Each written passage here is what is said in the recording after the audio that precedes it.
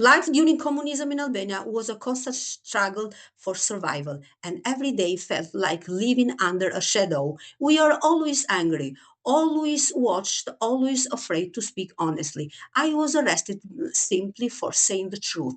That people were starving and that the shop had no food. In prison, they tortured me until my body broke, and after 2 years, they sent me to work in the mine where a wagon full of stone crushed my leg. They amputated them, and from the moment on, I could no longer walk. After I left the prison, the regime continued to control every part of our lives. But in 1991, when the Soviet Union and Romania collapsed, we finally found the courage to rise up. We went to the square in Tirana to protest, even though blood was shed and the danger was real. When the prison opened and the regime fell, I was finally free, still in a wheelchair, but free. Life during those years was harsh and cruel, but surviving it taught me the value of freedom and strength of the human spirit. The difficulties I faced because of the communist regime were not only physical but emotional and deeply personal. I was arrested and tortured simply for saying the truth that people were starving and we had no fruits and vegetables to cook our meals.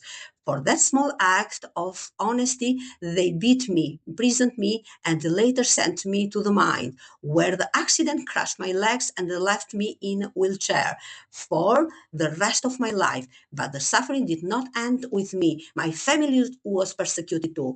They were watched, threatened, and treated like enemies of the state because of what I had said. They lived in fear, ashamed for something that were never a crime. The regime tried to break us by isolating from society, by taking away our dignity and our hope. These were the difficulties we lived with every day, the pain, the fear, the anger, and the knowledge that even our family were punished for our words. Even in the darkest moment, I tried to hold on something that the regime could not take from me, hope.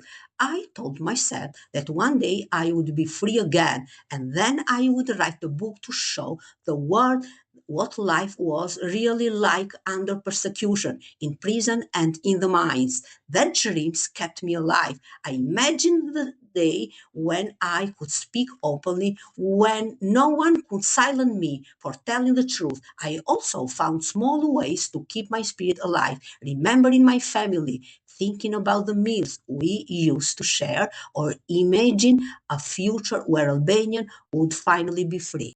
This event marked my life in a way that I can never forget. The suffering I endured in prison stayed with me every day, not only because I lost my legs, but because I was punished simply for telling the truth that our children were starving and that we had no food in the shops. For speaking those words, I was tortured, humiliated, and treated like an enemy of the state. Even after I was released, the pain followed me both in my body and in my memories. My advice to your generation is simply but powerful.